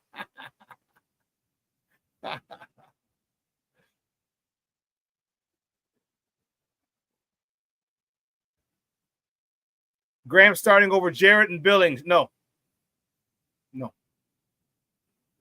He's in a rotation, big time.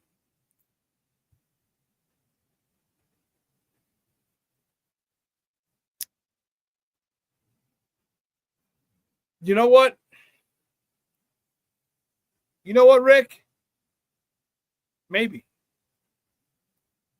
It's going to be him or Gervon Dexter fighting, because I think Grady Jarrett is more of a specialist. But you didn't pay him like a specialist, though.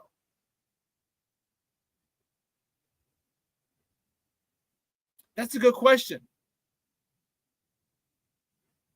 Because if you want Jarrett to come in and strictly passing downs, keep him fresh, I'm cool with it. I understand it completely. But Gervon Dexter has been taking steps forward. And maybe drafting someone like Mason Graham lights a fire under his ass. Competition. I'm taking your job. And guess what? NFL stands for not for long. So if you don't come to compete, Gervon Dexter Sr., this dude could replace you, and they don't need you anymore because you got this youngster for 5 years and Grady Jarrett for a couple of years. What are you going to do? Moving the nose? I concur, Rick. That is a great problem to have.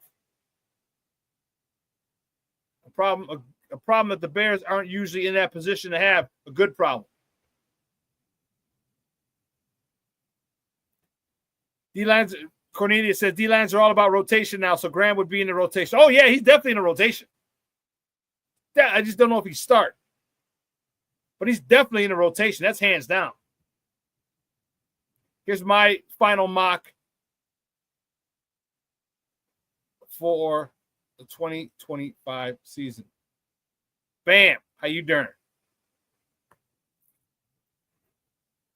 Kelvin Banks. Man, he was the only guy that I could have got. I guess I could have gotten Green, and I was like, nah, let me just fortify that.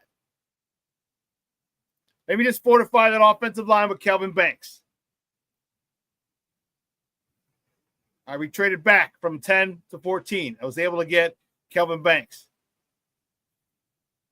Then we got at 39, I got Xavier Watts. From 41, I traded back, got another pick. Still got Travion Henderson. Loved him. In that trading back, I got the 47th pick. I got Landon Jackson, edge rusher out of Arkansas.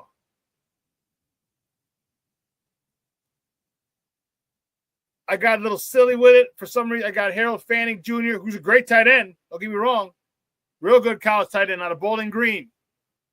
Then I short up the defensive line to Jordan Phillips. And then I got Jalen Conyers late. He was still there. And when he was still there, I'm like, you know what? I got to take him. Cole Kmet's going into the final year of his deal. All right, you got a lot of 12 personnel from Ben Johnson. You're going to need 2 tight ends, probably 3. So I took Jalen Conyers, and I got an Arizona third rounder in 2026, the next year's draft.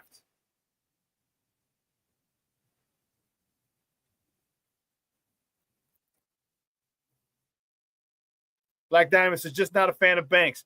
I hear you. Some people aren't. I try to address all the needs. I try to shore up that offensive line. All right, then the safety issue, the running back position. Trevion Henderson can scoop. The 4-4 guy, he can scoop. Went to the defensive line. Landon Jackson. I don't know if the kid has what his physical ailments are. Does he have like alopecia, or is he? Shoot, what is the? He's an albino. I don't know. He's just interesting.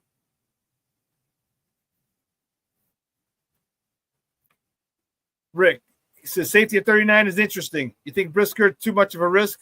I'm with you if you do. Yeah, I am. And I could have switched Trevion Henderson and Xavier Watts, but since I traded back, I was getting the 41th pick, and it comes up with a trade. I'm like, yeah, do I want to trade back? Because I think someone might have taken him. So I took Watts. I thought you could take Henderson, or we could get someone else, but I definitely wanted Watts.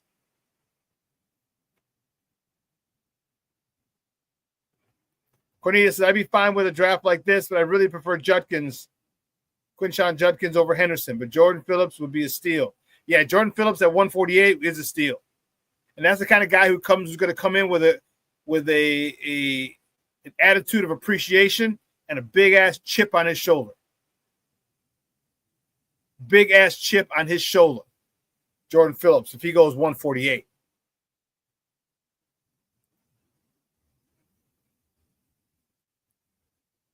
Cornelius, you like Judkins, huh? That's cool.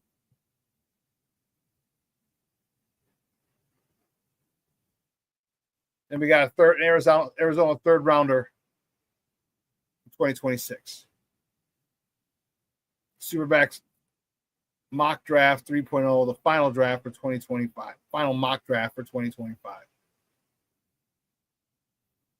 Mr. Shorty says Judkins would definitely pair better with Swift, Cornelius.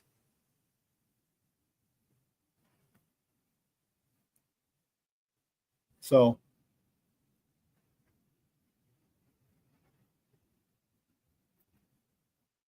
it's almost over. All the speculation, the lies, people saying, my source tells me this, my source tells me that. This is what I know is going to happen. Because all that bullshit is going to be done in a little over 24 hours. Let's see, about 34 hours. Starts at 7 o'clock. It's 11 o'clock. 11 tomorrow's 24. We got 8, 32. About 33 hours. Another day and a half. Excited. All the speculation ends. We can really start to see where. Yeah, Henderson's speed is crazy. Judkins' speed is a bigger back with speed. They both have. No, this starts at 11. It starts at 7. It's 11 o'clock now, almost 11. 12 hours would be 11 a.m. Oh, no, 24 hours would be 11 a.m. All right, and they start at 7. So you add 8 more hours to that, which is 7 o'clock. And they're 10th, so they're going to be a good hour or so. No, the draft starts at 7 p.m. Central. All right, everybody, and we're all going to be excited. And I almost bought the new draft tab, but for some reason I didn't like it. This is the draft tab from last year. I got it in time for the draft. But when I saw the new draft hats, I was like, I actually had it in my cart, and I was going to buy it. And I was like,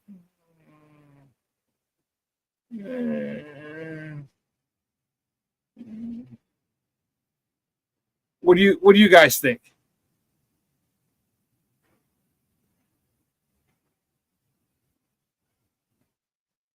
I'll get it.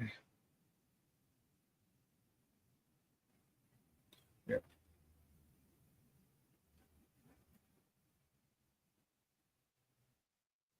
Yeah, it's just, I don't know. It seemed like there's a little too much going on. This is a draft hat for this year. I'm going to upload it real quick.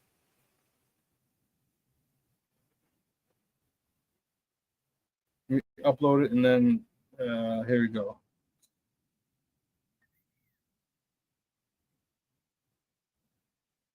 There we go.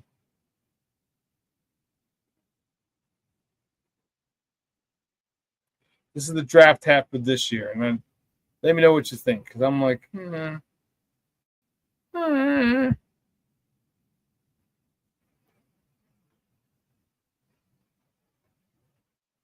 Here we go. Here's the draft hat for this year.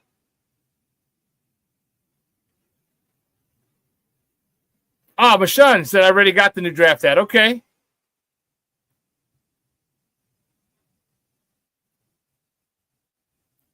Yeah. I like the flag in front. It just seemed too much. You got the vine on the visor. I don't know. It didn't sit with me. It didn't grab me. You know, when you buy some shit, it's an emotional purchase. It grabs you. You look at it, they feel good. You're like, oh yeah, I'm gonna wear it with this. I'm gonna wear it here. All right, and it wasn't grabbing me. It wasn't grabbing me. My son says, "Man, I already got the new draft hat. Dope. So, yeah, I was gonna buy it, and it's. But man, guys, have a good time tomorrow, wherever you're watching it. I'm gonna be watching it at my buddy's place at the third location of Output. He's opening up his third location, my guy Eddie G. And man, it's gonna be pretty dope. Pretty dope. Oh, come on, put dope. So I'll be there.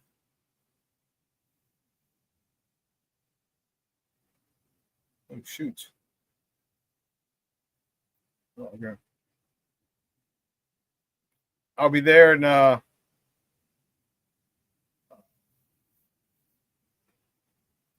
yeah, checking it out. I'm looking forward to it. It's gonna be fun. So, I don't know the address. What's the address? It's in Berwyn. You gotta Google it. Anyway, well, listen, I gotta get out of here. I gotta go pick up the warden. Shorty says, "Happy draft and see you Friday." Shawn, I'm just posting the photo of the hat on Twitter. What do you post it on Twitter? But we'll see you guys. Oh, here you go. Oh, okay. I see it. Oh, you got the white one. Okay.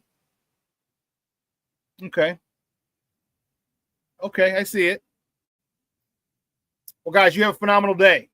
All right, it's going to be nice and warm today. Temperature is going to be around, 70 to 65 degrees now. Going to hit probably close to 70. Rainy, overcast, that's fine. But nice warm weather today and tomorrow. Enjoy it. Do yourself a favor. Let your loved ones know you love them, because tomorrow is promised to no one. Make sure you send a quick text. All right, a voice memo, something to your peoples. Hey, meet them up tomorrow for the draft. Something. All right, brunch over the weekend, lunch, dinner, drinks, happy hour, whatever. Do yourself that favor. I'm telling you, both parties will be happy. But I want to thank you guys, man. This chat was live today, and I appreciate your love and support. makes this the best morning Chicago sports talk show around, man. You guys do. As we blow up, we keep the same energy, and definitely gonna shout out my peoples from day one, my day oneers. So I'm out of here. I gotta go pick up the warden. All right. So for everyone here at Sports Zone Chicago, guys, have a phenomenal day. I'm your boy, the Superback, Shawn Sierra. I'm gonna replay this tonight at 6. Okay. But for now, I am out.